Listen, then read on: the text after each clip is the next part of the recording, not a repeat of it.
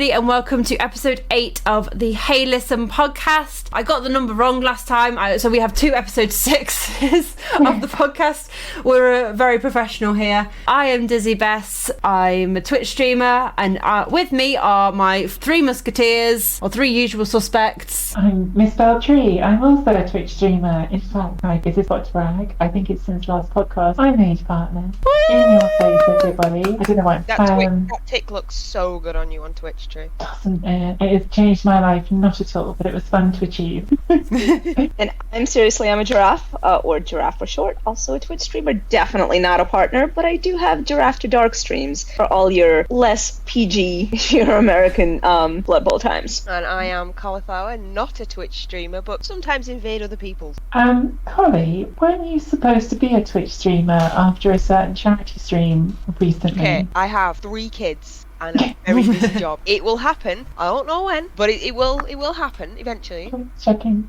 And this episode, we are going to be talking about equality, diversity, and inclusivity. But we decided that it's been a little while since we've had a special guest, and so we decided to invite somebody on with us. Would you like to introduce yourself? Hey there, yeah, sure. I'm Audrey. I'm also a Blood Bowl streamer. I've just been getting back into it after a couple of years of no internet, and it's been so lovely to come back and see so many women streaming and playing the game. So thanks for having me. Yeah, no, it's great to have it. It's great to see your streams as well. I've been trying to catch as many of them as possible, and I've actually been noticing recently there has been an increase in female streamers of Blood Bowl. There's been yourself, there's been Ken, there's been Giraffe's been it's over a year now, isn't it, Giraffe, since you started? Just about, yeah. Yeah. Just over. So Can I chime in one thing that's really important? Because we introduced Audrey, and we need to say, like, for people who need to know about Audrey on Twitch, she's NewGirlPlus on Twitch. Yes. So if you're not following NewGirlPlus on Twitch, this is your chance, listening to the podcast, go and type that name into the Twitch search bar and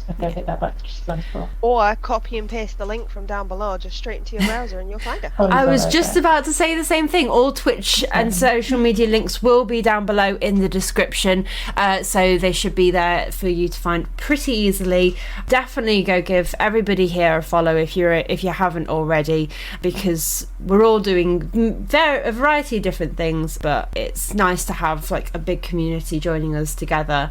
And so we sort of spoke in a previous episode about this topic in a way, equality, diversity and inclusivity, or EDI as it's sometimes known as, but due to some recent events we kind of felt like it was an important thing to bring back up, not just from because the last time we sort of spoke about it, it was from our own experiences and the importance of women in gaming, and I think that this time we can broach it a little bit broader and we can actually expand a little bit more into the idea of EDI and what it means within our communities. So first of all, I think a good place to start would be to touch upon our own experiences as women, much like we did previously, but just kind of like talk about our good and our bad experiences very briefly where we can. Does anyone want to start? A sort of a question, or maybe a richer question to Audrey as well, because she, from what I understand, you're like the OG Blood Bowl female streamer, right? Because there used to be when you were streaming, there were only 2 of you, is that?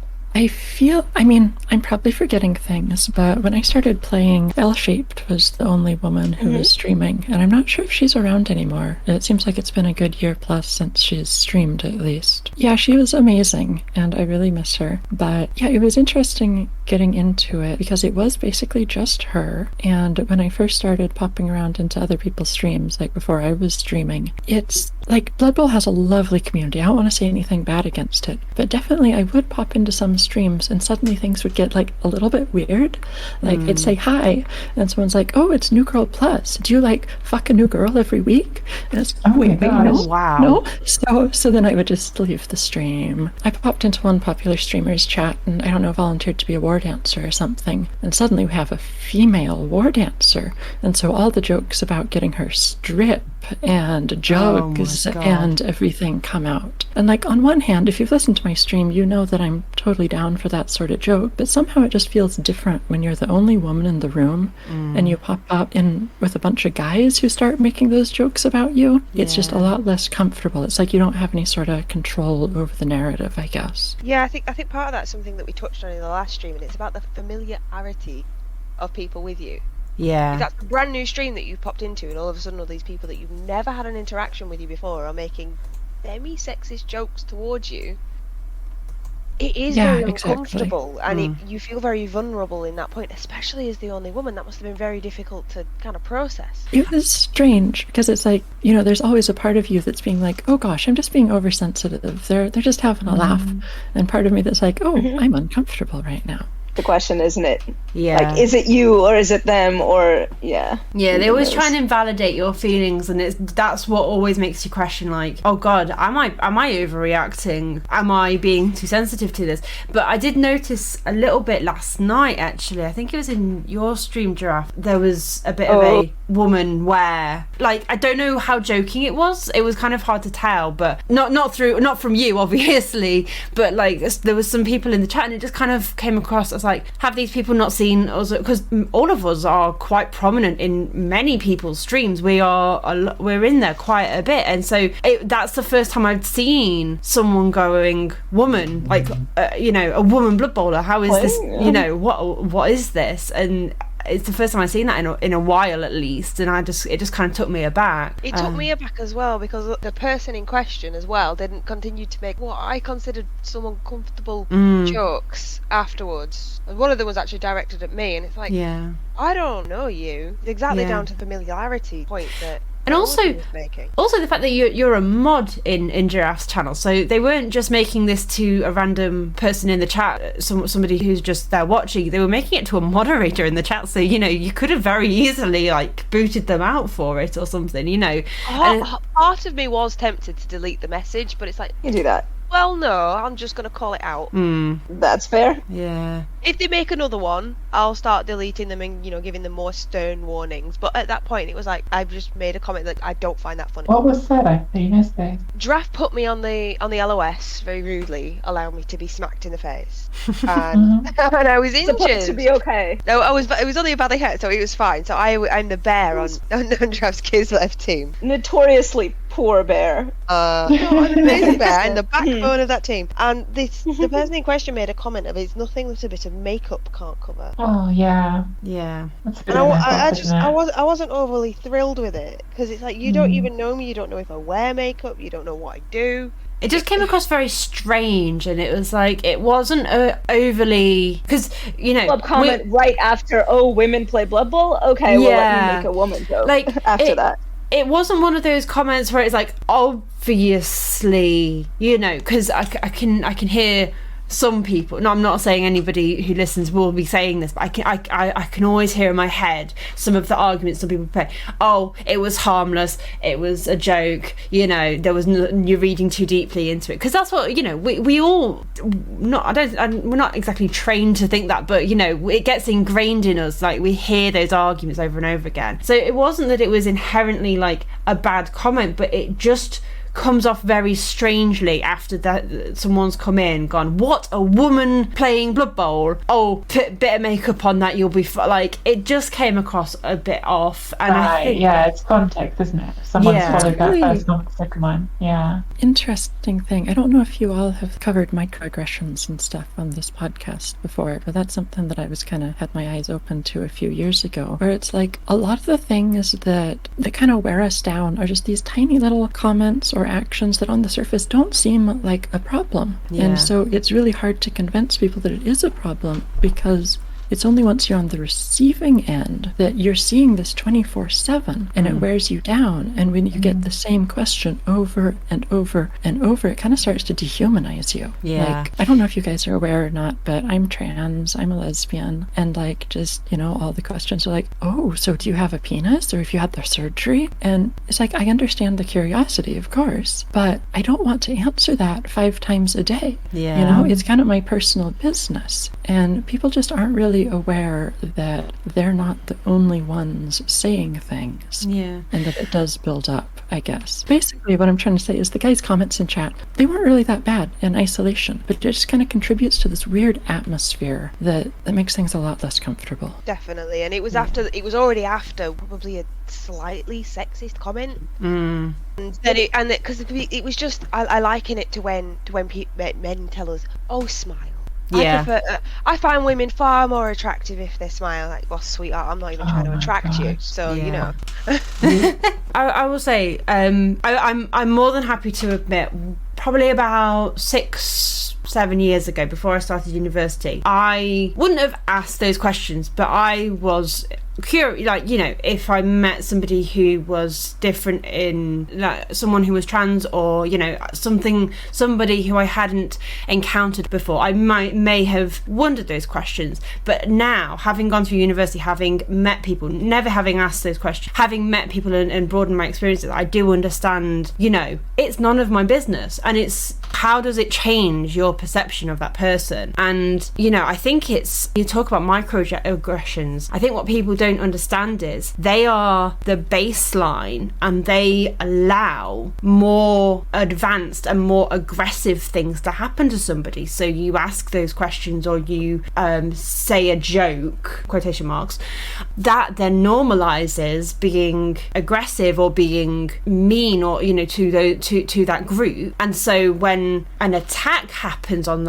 those group of people, it becomes more it's more and more normalized, and it's okay to attack them. And it's like, you know, when you hear of the like really extreme things happening, oh, what were they wearing, oh, what were they, you know, it's their fault because they, you know, it's so hard to convince people and to make them understand that all these little things, they may seem like nothing in the moment, but they snowball. No, I think it's really interesting, because actually, like, I think inclusivity and these topics on this podcast before, and I don't know if you know this, I'm also trans. I've talked about it on this podcast before. I've talked about it on my stream a couple of times, but I don't talk about it loads and loads. And part of the reason actually is kind of that, and it's the same in my daily life. Like, I just try to go about my life being myself, and hope that people will sort of treat me as an individual on my own merits, rather than something that I am. And I never know, you know, when I walk into any room, I don't know if people are sort of aware that I'm trans. I have no idea, and I try not to make that a big focus of my thought, because I think that you end up in that place where, the microaggressions, the sort of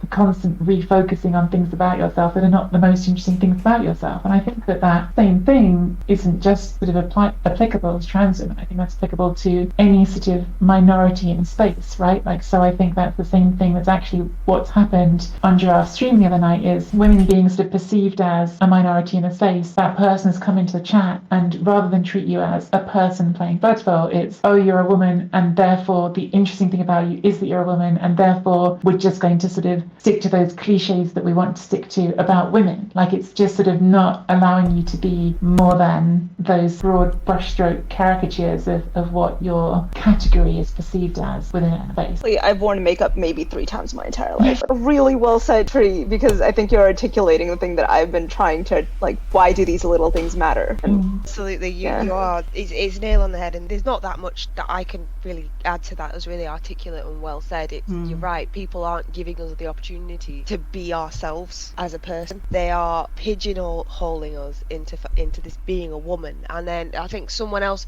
this was a while ago, someone else in a stream called me, and, you know, by extension the 4 of you as a woman playing Blood Bowl, unicorn, because we're so rare. Oh, did they? I missed that one. Oh, goody. It was a good while ago, and I think, I can't remember where he was from, because he said, I have no one to play Blood Bowl with. I said, well, you should get your wife to play. My wife would never play. Did you ask her? Have you suggested it to her?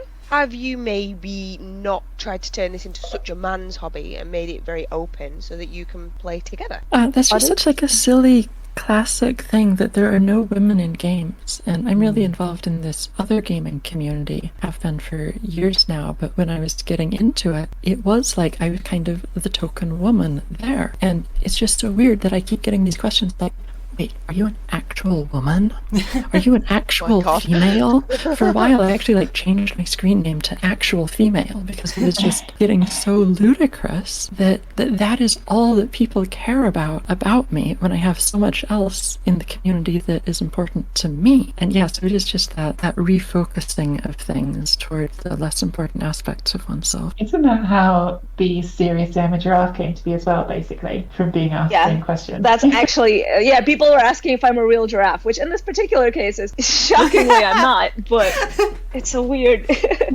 weirdly similar question. But so my answer usually when people come in with their oh my goodness, are you, like there's a woman playing, I can't believe there are any women playing Blood Bowl bullshit, is I usually respond that there are actually a lot of women, just sort of in a, maybe in case you haven't noticed, there are actually a lot of women playing Blood Bowl. They just might not tell you about it. And I think that comes back to this normalization of things, right? If you're looking at a room full of men, you might not want to necessarily tell them in an anonymous setting that you're a woman. But I think what's been happening over the last couple of years, and we've been actually talking with Audrey a little bit about it, who has seen it in the years before, and even in the 1 year that I've been streaming, being a woman Blood Bowl player and gamer is a little bit more normalized, because now there's a ton of people. And now, you know, when you have 7-10 different female Blood Bowl streamers to choose from, maybe now you can actually choose them based on whose personality is more appealing or whose playstyle is more appealing. And not the fact that it's, oh, hey, well, that's the one thing we know about you, right?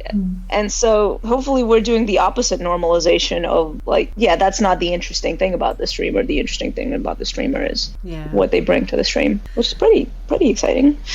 Like, I like it. Hopefully there'll be more, and more are coming, I think. It's really interesting just sort of like on the, I think as well, like, because Twitch is such a bubble, like Twitch is like its own little community, which is, again, as sort of been said, like mostly really lovely community on Twitch. But then like tabletop events that have got like their own vibe that's completely different. And yeah, having gone to the Tabletop World Cup however many years ago it was before COVID, the last one, and there was like more than 1,000 people there, and I think there were maybe like 20 women there in total. It felt like someone like didn't end up playing one of the other women there, but I did end up sat right next to one of them at one point, and we were sort of laughing about it, and she was saying we should all do like a team photo, like all of us together, which never happened, but we could have easily got into one photo is the point, even though there's 1,000 people at this event. And then at UKTC, when we went, whenever UKTC was, April, I think there was probably close to that many in a much smaller event, maybe more than 20. So just the ones that I saw in my head, I mean, how many of us were there? There was about 300 people ish. Yeah, wasn't there? And the two rooms. There were 2 women on my team. Obviously we had 2 on our team. Yeah.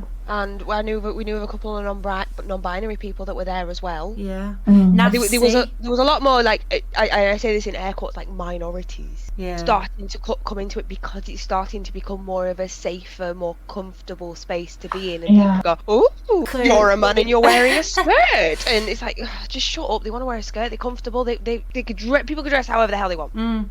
I think because also we are so happy to be so visible, and like with our podcast and with our Twitch streams and our YouTube channels and all that sort of thing, because I've got my Undead One Turn Touchdown video on YouTube. I love that video. I had this Blood Bowl coach come up to me at Thrud, and he had his 2 kids with him, and he was like, it's the famous, like, you should watch her Undead One Turn, like he was telling his kids about it, and it was so adorable. But I speaking of Thrud, I did see I believe she was a teenager. There was a teenage girl there, as well as a load of adult women there as well. I met Mrs. Santa, I met Auntie Moon, there was Crystal McDowell, who she's a painter as well as a Blood Bowl streamer. Amazing painter. She's fantastic. And there were just so many, and Nafsi as well. Like, I was talking to some coaches and they were saying they'd never seen so many women. And so I think the fact that there's been a lot more, like,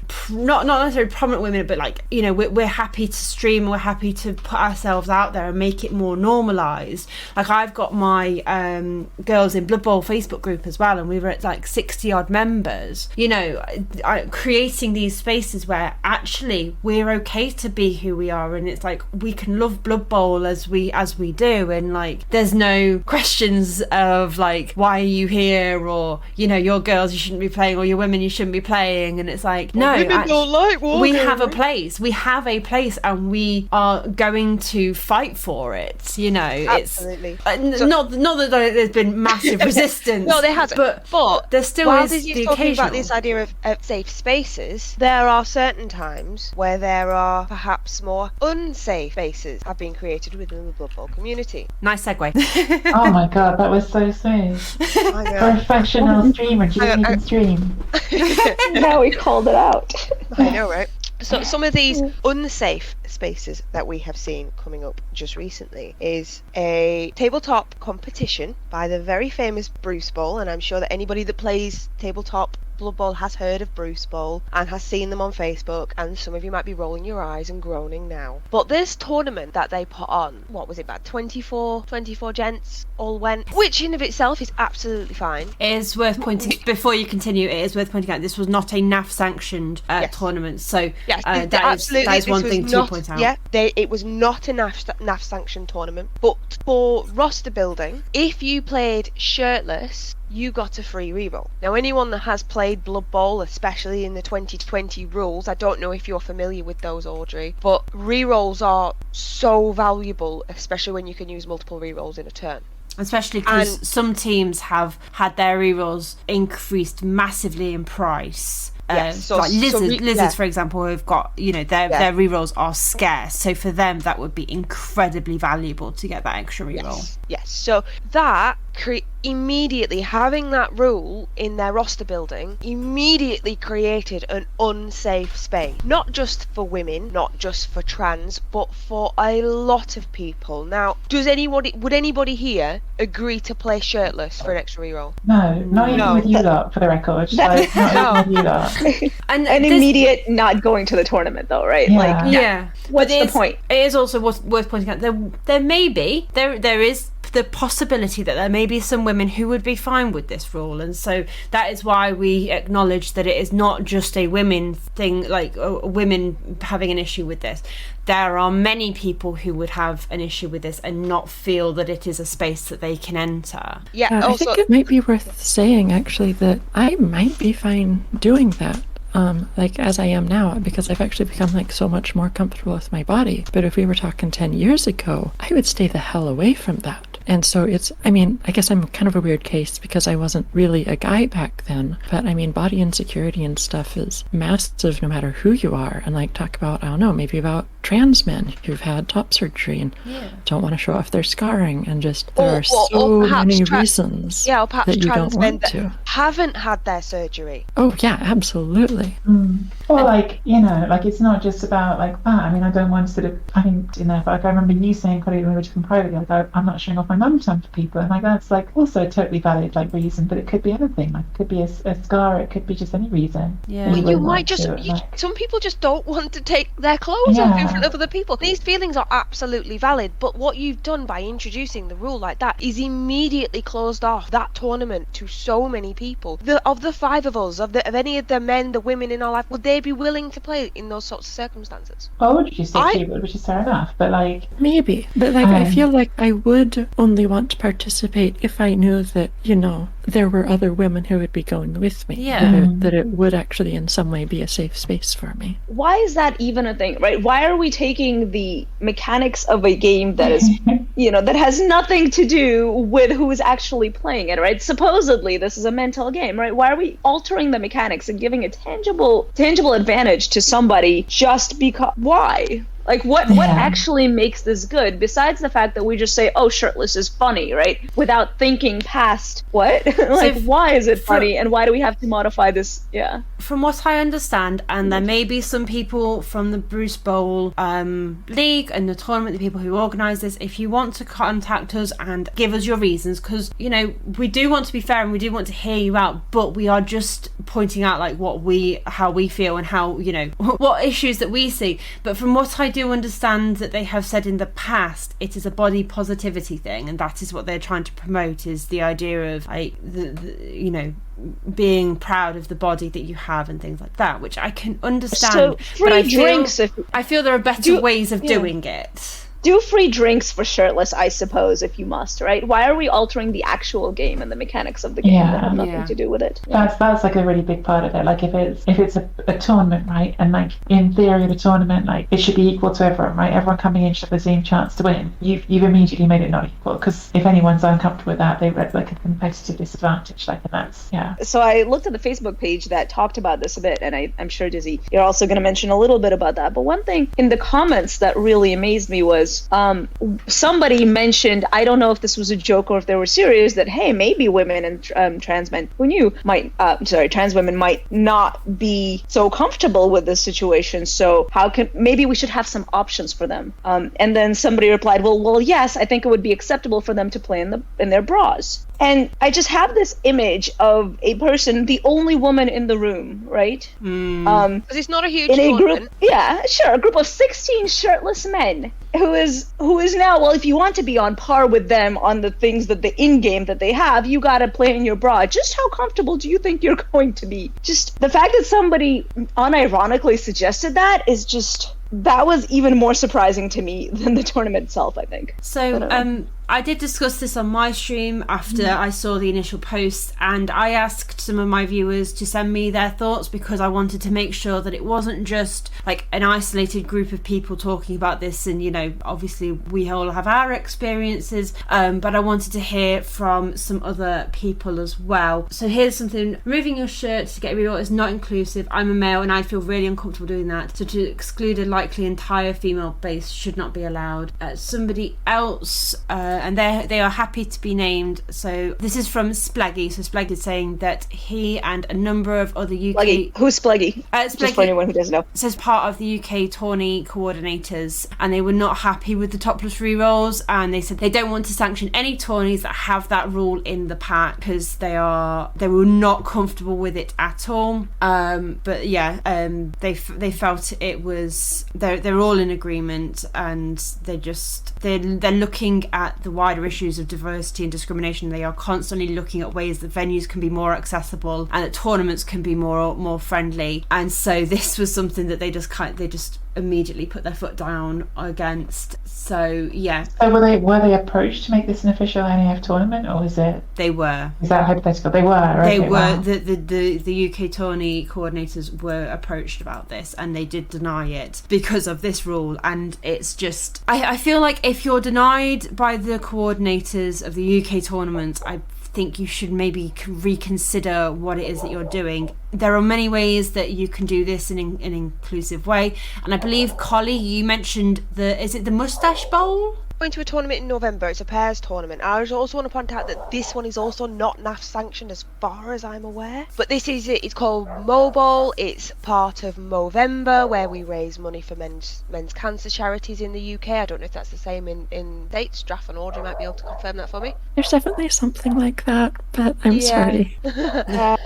This is not something I'm so aware of. in November in the UK, we for any of our non-British listeners, we call it Movember. The men decide to go for a full month without shaving, to grow a mustache, and they raise as much money as possible for men's prostate cancer charities, which is fantastic because breast cancer charities get all the airwaves. They get so much attention and so much money given towards them.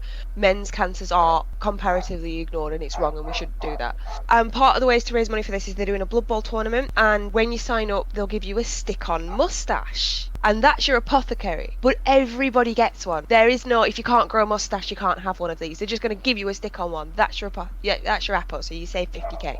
And when you use it, do you have to take it off? And if you have a grown attached mustache, do you have to shave it off?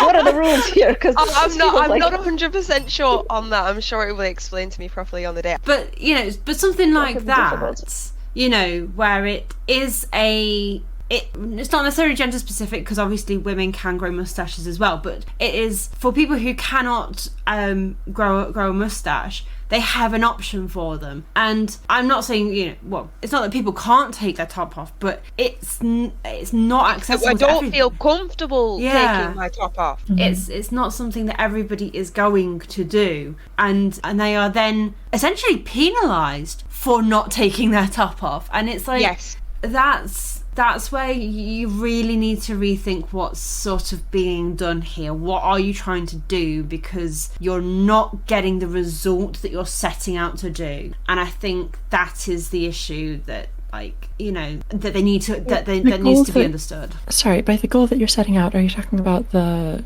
body positivity aspect? If that's what they are trying to do, yes. Because I don't think it's really establishing a body positivity environment. No, absolutely I agree. I think it's excluding people that don't outwardly show this body positivity.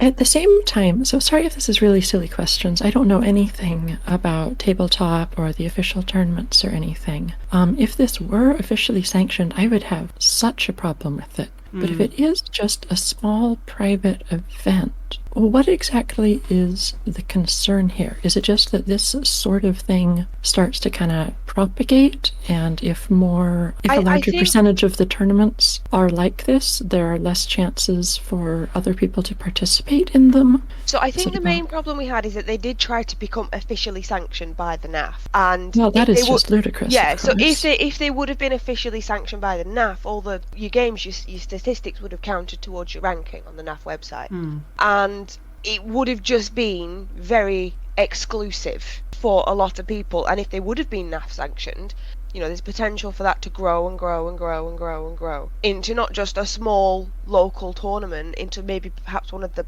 bigger tournaments, because on Facebook, because on the community pages, Bruce Ball's quite a big thing. Yeah, it has started being, so it was originally a UK league where a couple of guys went around to a mate's house and did this thing. Then and the issue that I then had with it, which I didn't really speak much about, was that he started posting about it publicly. And that in itself isn't a bad thing, but then there started being other Bruce Bowls cropping up all over the place in different parts of the country, all over the world, in different countries. There would be, the insert country name here, Bruce Bowl League that we set up or whatever, and it's a constant thing on there. And then they set up this tournament, and we started seeing a lot of support for it. Oh, they should include this in GW rules. Oh, I'd rather go to this than the World Cup. And there was a lot of people going, yes, this is a great thing, I want to do this. And even though it wasn't NAF sanctioned, and even though it's not an official league, that's worrying, because that means that there may be more of these kinds of things start cropping up. And eventually, at what point do we go, hang on, someone needs to say something about this? Could they then start their own version of the NAF? I don't know if that's something they could possibly do or not, but what if they do something like that? Or what if, there's so many things that I think, they're all hypotheticals, and it's not saying that will definitely happen, but we need to if they want this to be NAF sanctioned, and if they want to make it an inclusive thing, we need to point out that there are some things within it that are inherently problematic. And because they are posting about it publicly, I think we should be allowed to publicly call out the things that we see as issues. Okay, thank you. I totally agree with that. I don't think I realized quite how prevalent it was and how much support there was for it in the Blood Bowl community. Yeah, if you haven't seen the Facebook page and you aren't on it, I know quite a few people who have left not because of Bruce Bowl, but because of things that were on this page. There have been a few things that have been problematic conversations and stuff, some of which we spoke about in the last episode, but this has been, I don't want to say recent, because they've been around for a little while. Their league has been a thing for a little while, and there have been some controversies around that, and the constant posts around that. But this tournament, I felt, was a step too far. Than I had to say something about it on my Twitch. I just felt I had to, and then we agreed that we would talk about it in the podcast as well. Yeah, I do think it's worth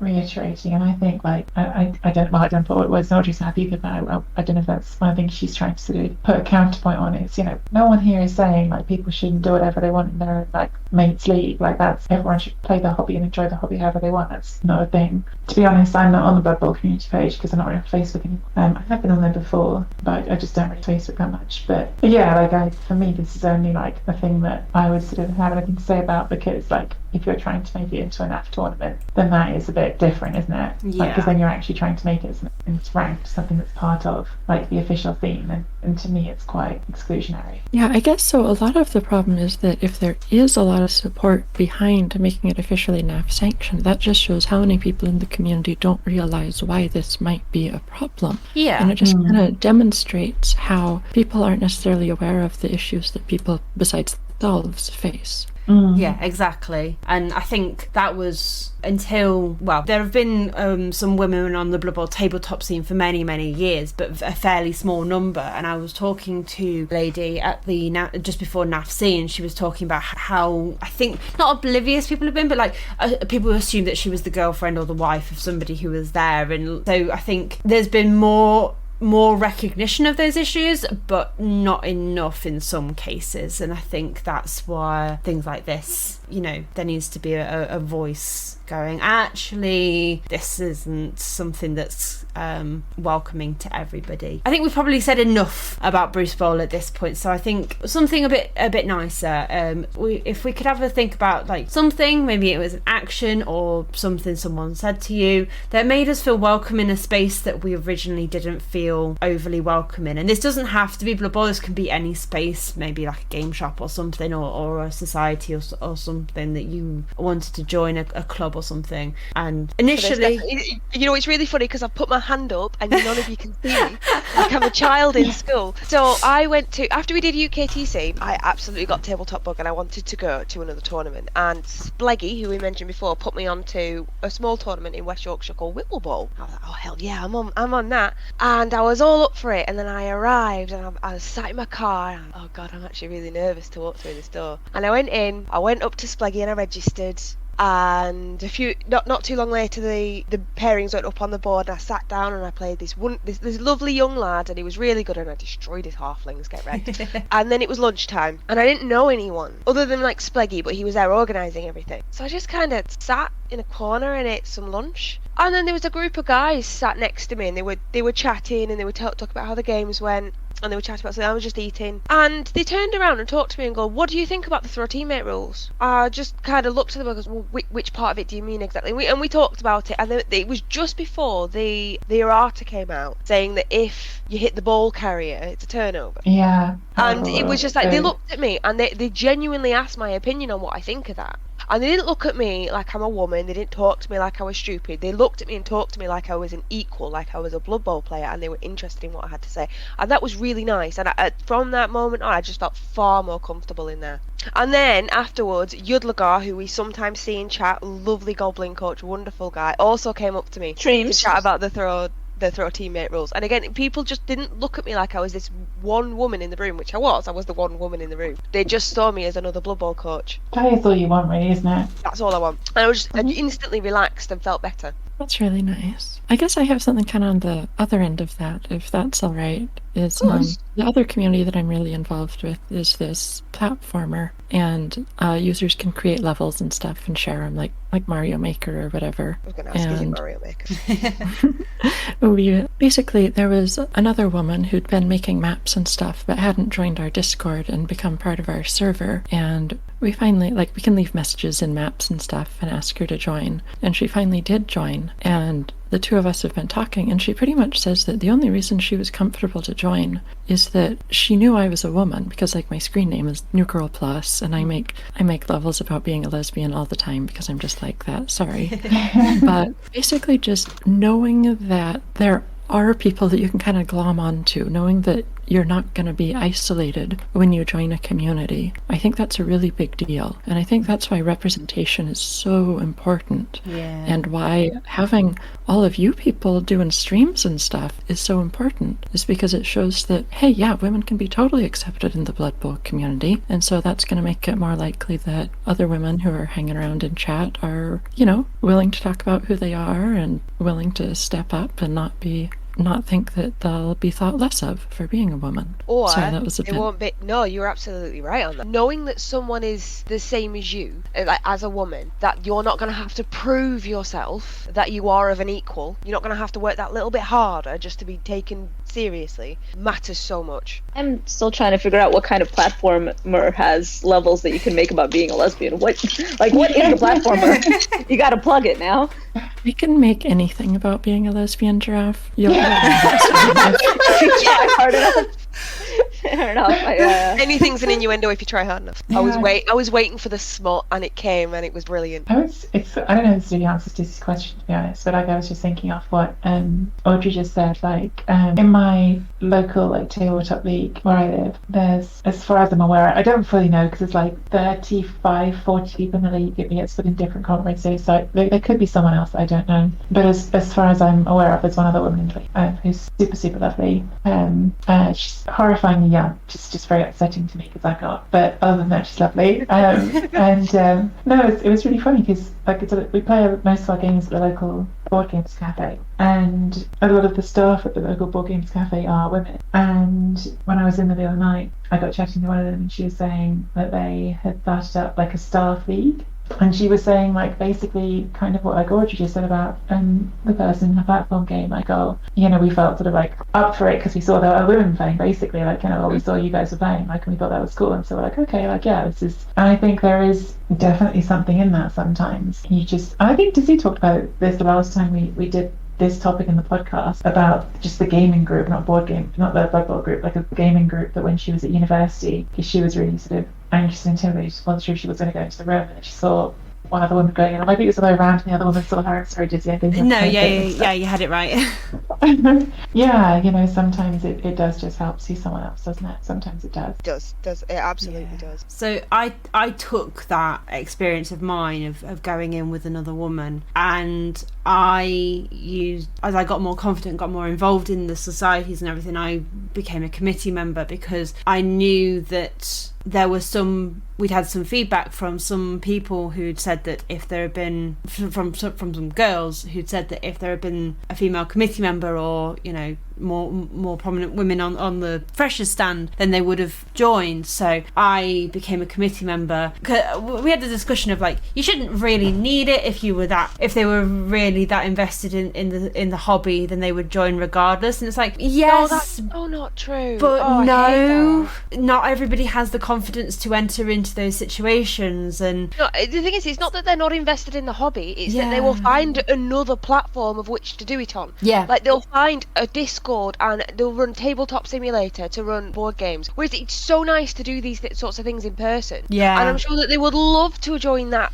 sort of society and be able to do that, but there's other ways for them to do it in what feels like to them a more safe space. Yeah, and that's exactly I hate that why. And we actually I ended up becoming president of the gaming society, but also at the same time, because there were two societies at the same time who were very closely linked, the gaming society but also the RPG society, or the tabletop role-playing games, although they also did LARP as well, so just RPG, I guess. But yeah, we both of us who were presidents were both women, and that is the first time that both those societies, they've both had female presidents before, but never at the same time, and so we were the first two female presidents at the same time, and that was the year COVID hit, so we didn't end up doing much with it, unfortunately. But it was it was really, really good, and we had a lot of big ideas that we could do with the society, and we did loads more social media stuff because of COVID and stuff. But yeah, it was, we really tried to push out this unified front of we are an inclusive and safe space, and tried to create those moments with newer members where it's like, yeah, you're welcome here, have got somebody to come to if you need to. And so I guess my story is from the opposite side of it, is like is in creating those spaces and in allowing people to feel like they can come in and join in. And we were some of the most LGBTQ plus friendly societies, not including the LGBTQ plus society itself.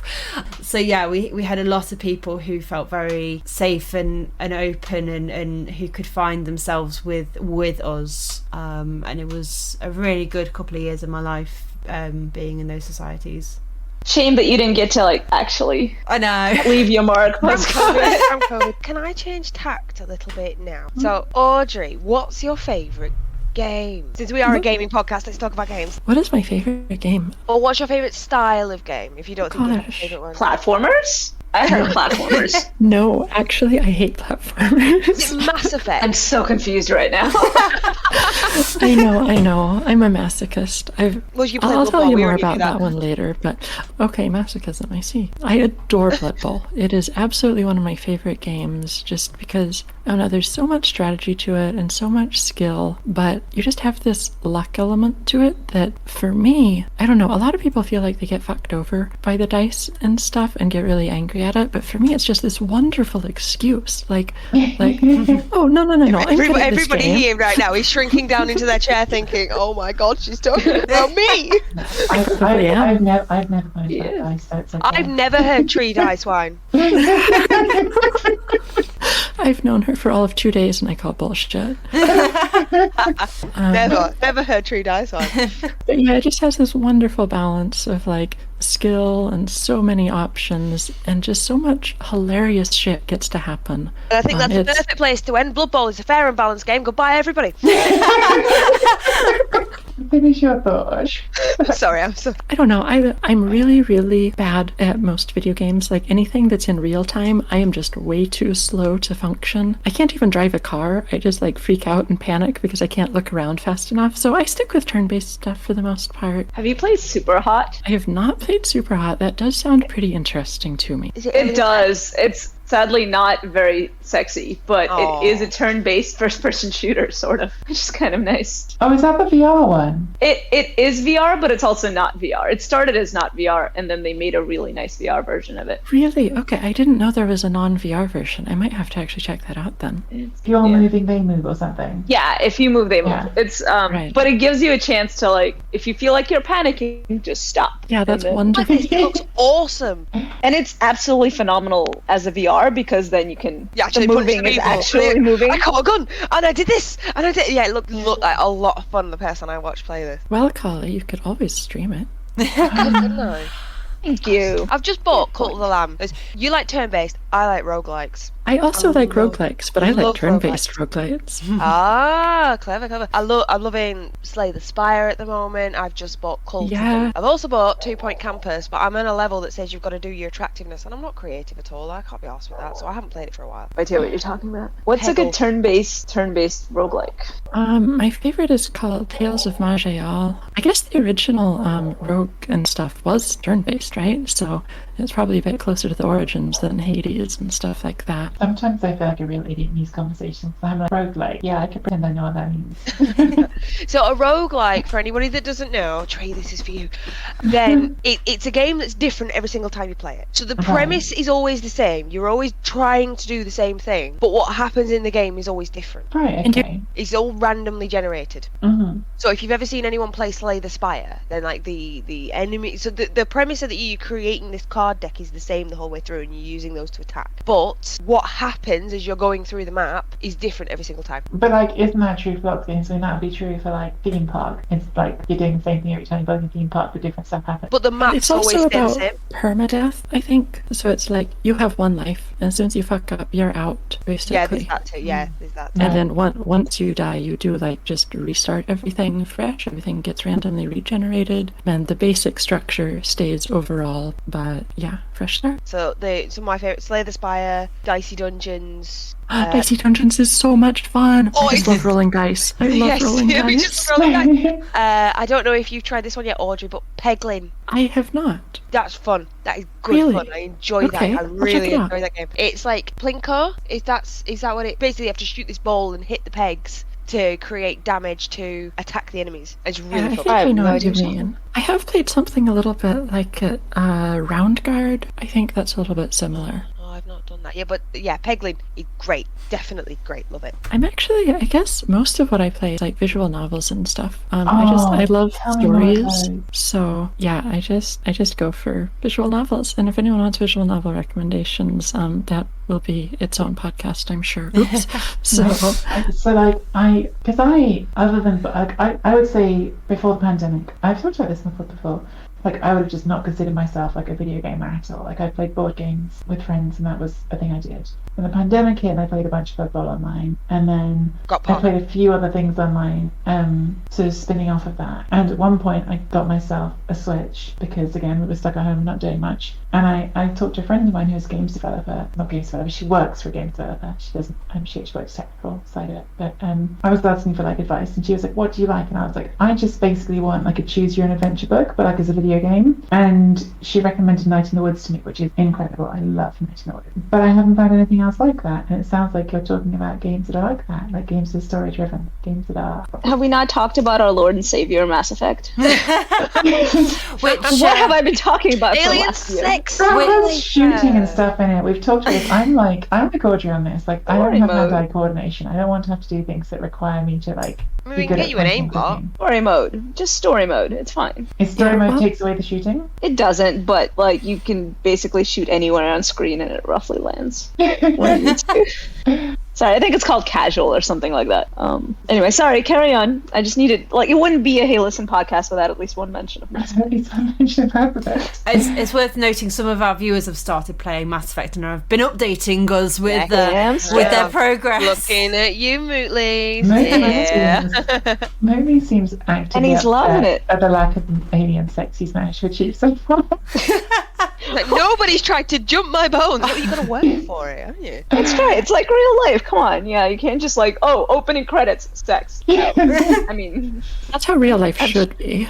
My god, make life easier. Audrey, you were going to say some other like games. I'm sorry. And maybe you were. Sure. Well, I guess if you like Night in the Woods, I never actually finished that just because I have problems finishing games. I know I'm horrible, but my top recommendation would be Oxenfree. It's just so atmospheric, and the dialogue is like so realistic, and you get to make like, I don't know, it just feels like you're actually involved in it a lot more because you kind of have a little bit of time to choose your dialogue, and if you don't choose what you want to say, it just kind of moves on without you, and it's so cool. Such a good game. And then as far as like actual visual novels, I guess like Night in the Woods is actually kind of a platformer almost, right? Because you're like moving around and doing things and this and that. But a visual novel, you're just basically staring at backgrounds with character sprites in front that change their faces and sometimes take their clothes off if you're playing the same ones that I am. Oh, I mean, we were recommended a visual novel in one of our previous podcasts. I'm not sure.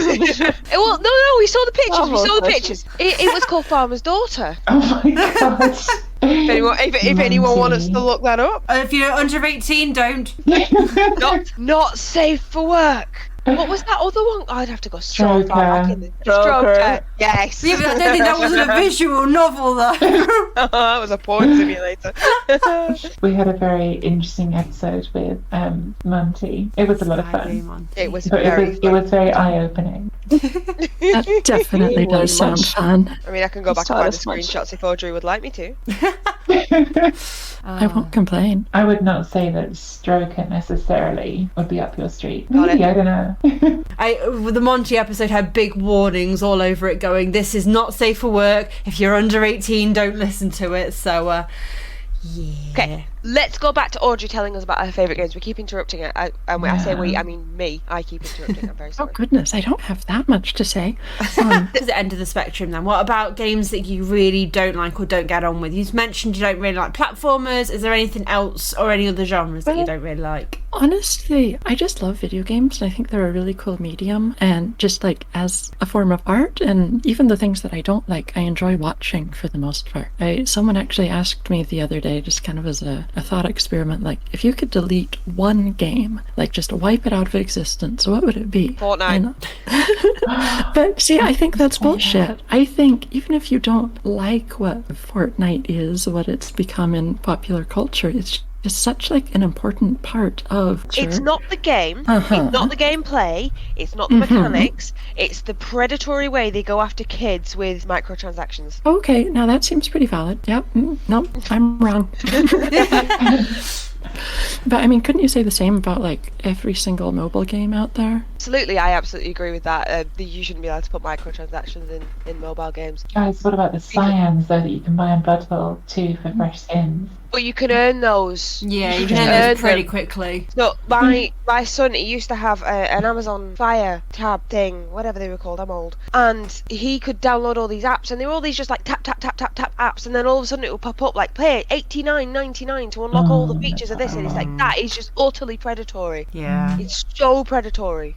And that kind of predatory behaviour is what I would completely wipe out. I don't want to sort of just keep jumping as far everywhere, but actually I feel like the question that we haven't asked, Audrey, which I do feel like is one of the questions we always ask, and we certainly started off asking ourselves when we started up, is like, what's your gaming origin story? Like, what's your, like, how did you first get into gaming? Like, was it when you were really little? Was it like, how did you get into video games? Yeah, I suppose I always have. My parents were on the cutting edge and got a computer back when it was just MS-DOS or whatever, and so I could never figure out how to do it myself, but sometimes my brother would be nice and boot up Centipede for me. /game/Doom.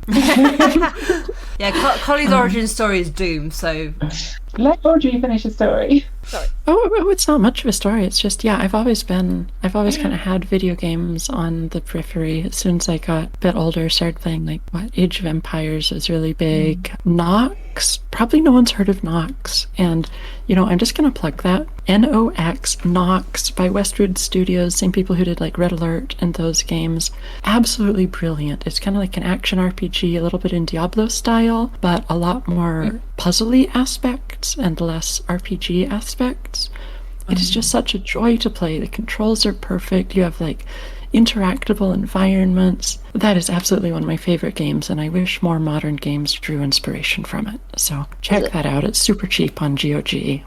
How old is it? I think I don't actually remember. It's from maybe like 2000. It's from about 2000. 2000, yeah, it's definitely 2000. I am so smart. Hey. Here it is. It's £5 on GOG. Anybody that wants to check that out? And you make it about lesbians. Because you said you could do that in a game. That's what you told us. Ooh. Yeah, actually it has it's external, but it has a pretty damn comprehensive level editor, and people have like created completely new custom campaigns and stuff, and wow, that's cool. I don't quite have the time and dedication for it, but you bet I could get some lesbians up in there. You thought you were joking, Tree, but I did. I thought I was joking and I was wrong. So, Audrey, what got you to start streaming? I honest to God don't remember. My memory is absolute shit. I apologize for that. Yeah, I'm really not sure. What do you enjoy about streaming? Well, okay, that's a convince me that I need to take it up. Well, I'm not sure that I take can. it up. For me, I'm like a super socially anxious person. I never get out,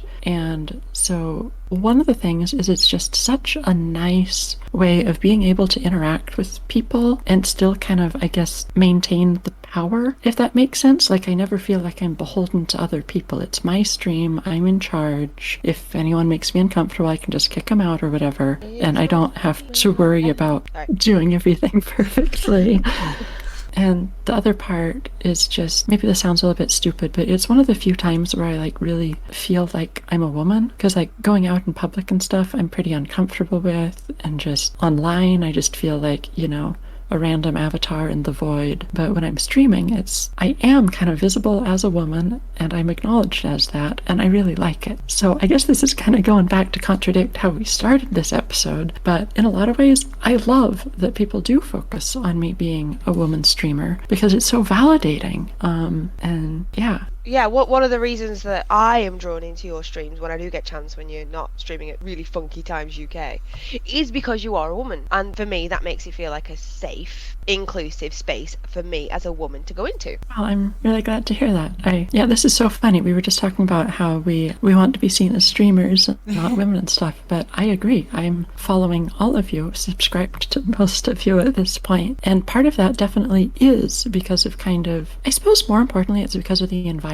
that you cultivate, but a lot of that does come from being a woman, I think, and having different experiences and wanting to make sure that the stream is such a pleasant community, such a safe place for everyone. So thank you all for doing that as well. And you. Thank you for the stream that I don't do.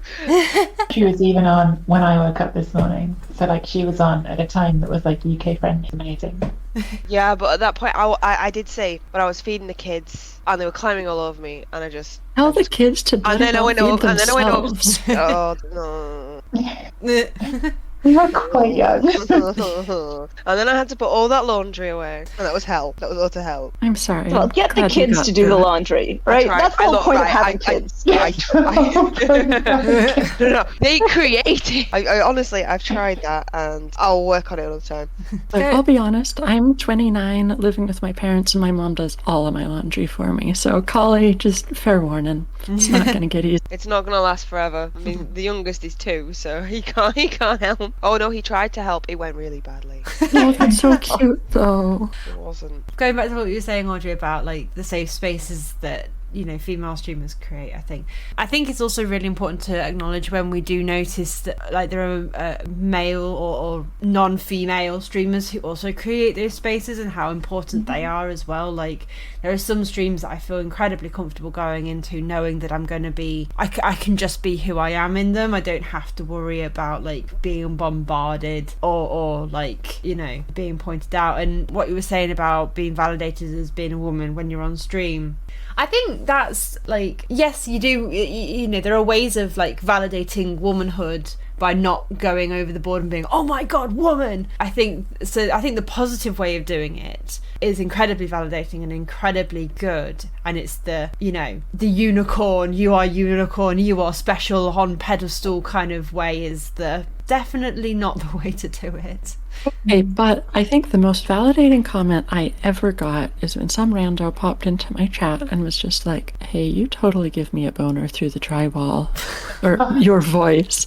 And it was an immediate ban, but at the same time, I fucking loved it. It's like, I put this on my resume today, like, my voice will give you a boner through the drywall. Hire me, bitch. So, depending on where you're applying, that might actually be very sought after skill. I don't know if I have can follow up to that. I was just thinking, like, I think someone who's like a really good example of what Dizzy was just saying, like, I actually think like a really nice example of this is Crystal Hunter, because Crystal Hunter can make a sex joke. Crystal Hunter will make a sex joke, like, often, in fact. Yes, I wanted to say exactly the same. But the reason it's okay with Crystal, in my opinion, now you can tell me if you disagree, but I think the reason it's okay with Crystal is that Crystal will also, like, he can do that, but he's not treating me as someone who's not, like, part of the hobby in, like, a sincere way, because Crystal will also get into a conversation with me that is, like, the nerdiest shit possible. Crystal will, like, let's talk about this one turn. I've been coming up with these new one-turn defense ideas. Do you like them? Like, I'm going to draw the arrows on the screen. So, like, he is treating you as someone who's, like, 100% fully equal in the hobby, but also you can make a sex joke with each other. Yeah. Yeah, I think Crystal's amazing. really inclusive. But I think what helps with that, right? Crystal Hunter won't just make sex jokes to the women. He is an equal opportunity streaming. He will make sex jokes to anyone. And he's Dutch, that's why. That is true. Yeah, no. It's okay to make sex jokes if you're Dutch. That's the real rule. Well, if you do it to literally everybody. Yeah, he's equal opportunity sex jokes. He will make sex jokes to literally everyone, and he gave Dizzy the most perfect name in the world. Oh my god. So the story is, I raided into Crystal Hunter after a stream, and he was saying hello to everybody, and I don't know if he misread my name or he just had a slip of the tongue. I don't quite know what happened, but instead of reading my name as DizzyBess, he changed Dizzy to Dirty. And it has stuck. He started immediately laughing because he knew exactly what that it would stick, and he just immediately burst out laughing. It was just laughing for a good 2 minutes while I'm there going, what? Did you misread my name? And yeah, it's not gone away. It's not gone away at all. It never will. Probably not. So every podcast episode that we do, we try to highlight a streamer, and since you are our guest, Audrey, is there a streamer that you know of that you would like to give a shout out to? We're going to give a shout out to Audrey anyway, but I'm just, if there's another streamer that she would like to give a shout out to, is there somebody who you would like to give that to? Oh my goodness, I would definitely like to give a shout out to TukoCazador, who I've discovered pretty recently, and he just has the sweetest community of people. He's a variety streamer, and just the atmosphere on his channel is one of the best places I've ever been. It's always fun. Everyone is lovely. There's a hug command in chat. You can't go wrong. And I should say, I did buy him Blood Bowl, and he started checking out just the solo campaign recently. So if you want to pressure him to play some more of that, I would love it. I really want to see him get into it. So check down below in the descriptions for the link. Yep. And also I'd just like to say, like, variety streaming is really hard, so please go give them a follow, give them all the support that you can, because it can be really hard as a variety streamer, constantly changing games and stuff, and so especially with moving to Blood Bowl, it may be a bit of a learning curve, but definitely give them some support. Any events coming up? Anyone got anything fun planned? We want to give a shout out to Bang Average Chicken Bowl. Oh yes, of course. The UK. In the UK, yes. That's Andy Davo's tabletop tournament that he's going to be running in October. So there's just for everyone, once again, it's called Bang Average Chicken Bowl. So we've got Bang Average Chicken Bowl. Any other events? Any stream events? Anything you guys are doing personally? I feel like this is just me bragging about the fun things I'm going to get to do in my life. But Giraffe and Cauliflower are coming to private. Yay!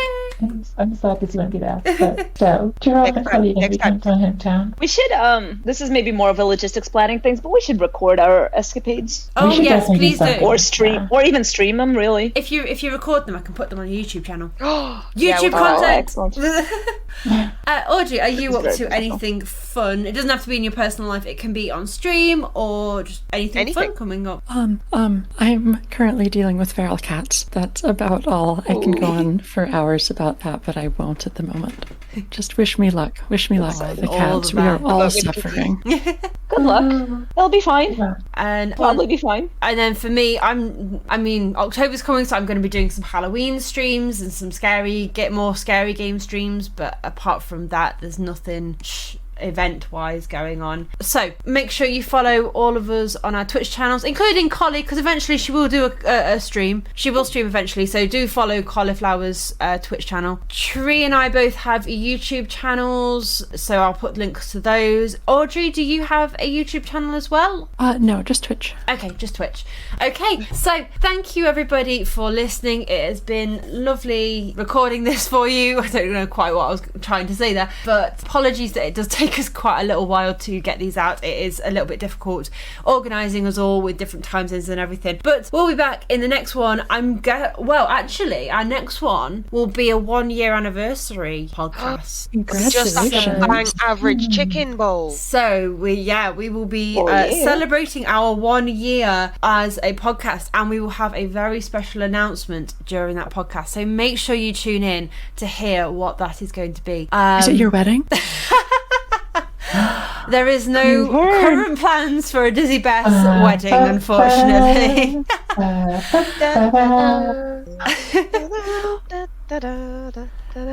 Thank you very much, everybody, and we'll see you in the next episode.